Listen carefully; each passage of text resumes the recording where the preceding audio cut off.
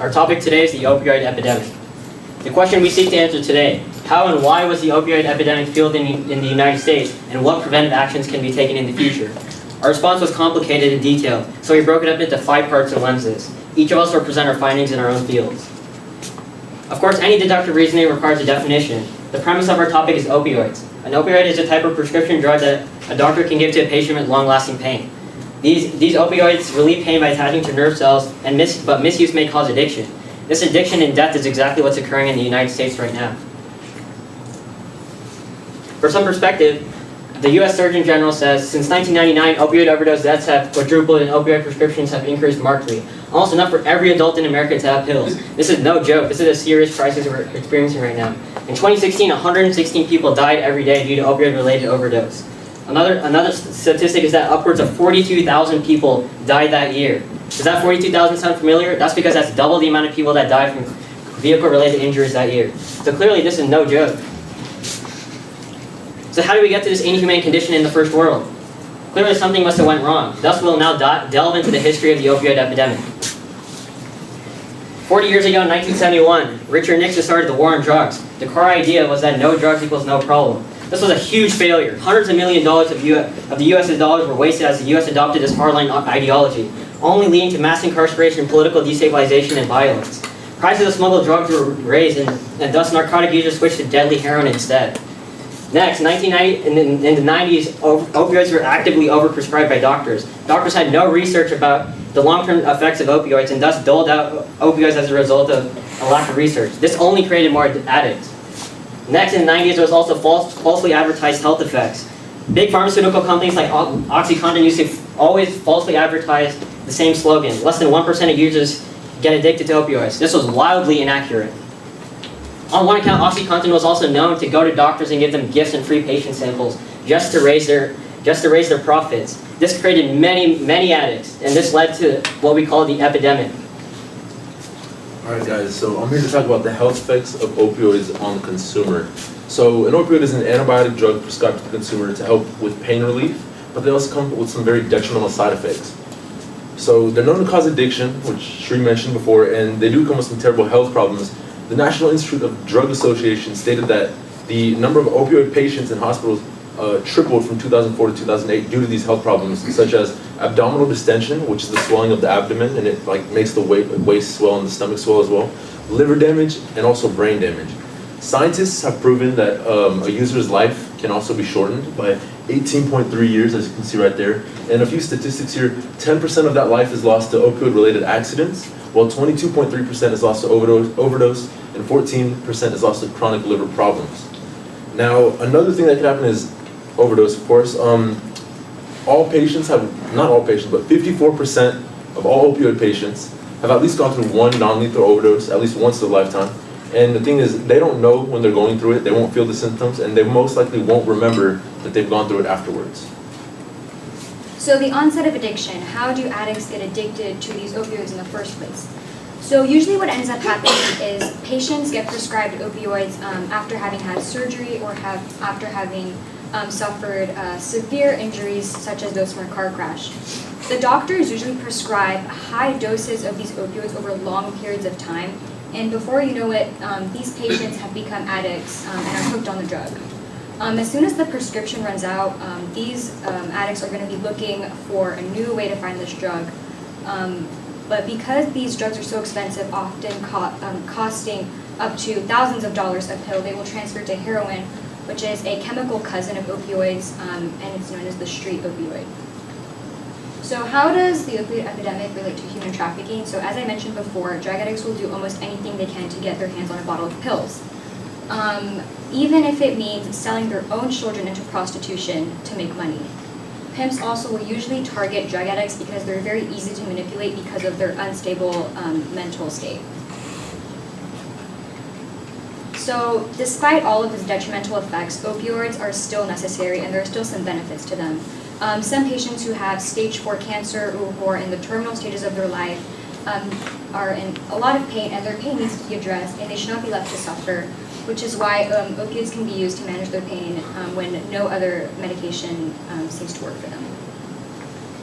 So onto progressive methods. Recently, the FDA approved which is the first monthly injectable drug for individuals with moderate to severe opioid use addiction. And this presents a new treatment option for patients to attain more illicit opioid-free weeks during their treatment program. And there has also been a shift of focus on more physician training and practices, and with this knowledge, they're able to help guide FDA's actions. And as well, there's alternative medications such as anti-seizure drugs or antidepressants, which have been recommended as reasonable substitutes for opioids. And then institutes and organizations have also made efforts to combat the opioid epidemic. We have the DEA, who has been making cutbacks on the amount of opioid medication being manufactured. Last year in 2017, they made a cutback of over 25%. And then we have the CDC, who came out with guidelines on how and when to use opioids, and generally to address the risks of consuming them. And then lastly, the FDA required safety labeling and as well requested a new box warning over the severe risks on consuming opioids.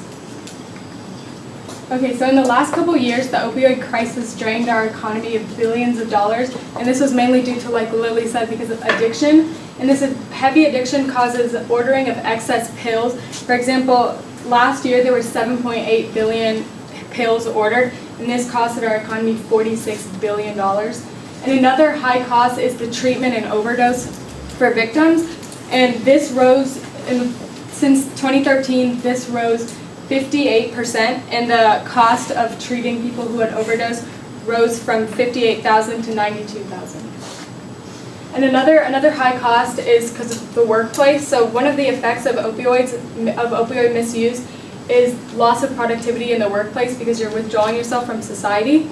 And this increases our unemployment rates.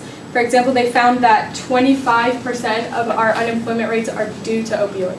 And then another reason why we lose so much money is because we pour so much money into the criminal justice system because of opioids.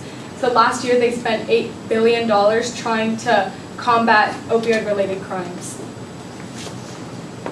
We've learned about the many aspects of the opioid epidemic in the U.S. as we know.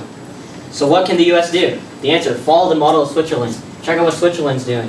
They've opened opioid maintenance centers. They've assured opioids for all newcomers. They use harm reduction techniques and tapering techniques to wear away any sort of addictions. They have nurses and doctors at all centers. Switzerland implemented this in the early 90s, and you can check out how deaths due to drugs dropped sharply. So after 40 years, the U.S. continues to pioneer biomedical research. The solution is no longer in the hands of users. It is up to pharmaceutical companies and doctors to facilitate joint initiatives. The cure to one individual's pain has become the cause of death for far too many in the United States. Thank you.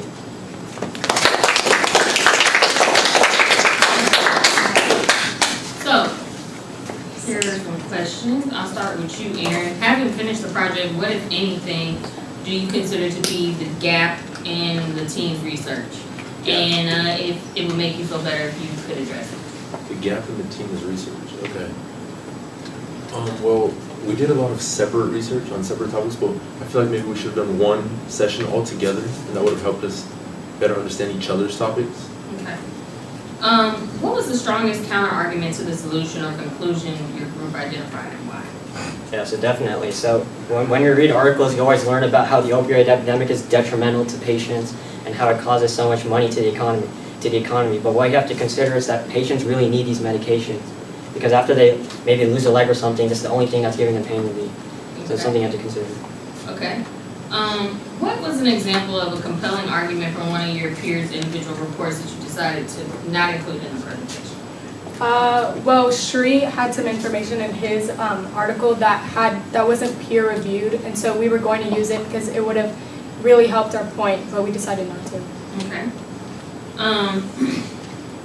So, Karen, give one specific way that your thinking was changed as a result of, let's say, Maya's findings. So since I was covering just progressive methods, I found that I didn't know that Maya's work encompassed such a large variety of effects in the nation. Okay. Lily, give me one way that Aaron's research changed your thinking.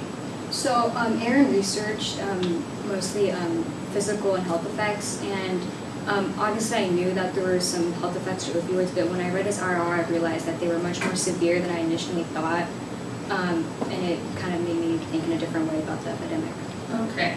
All right, guys. Thank you.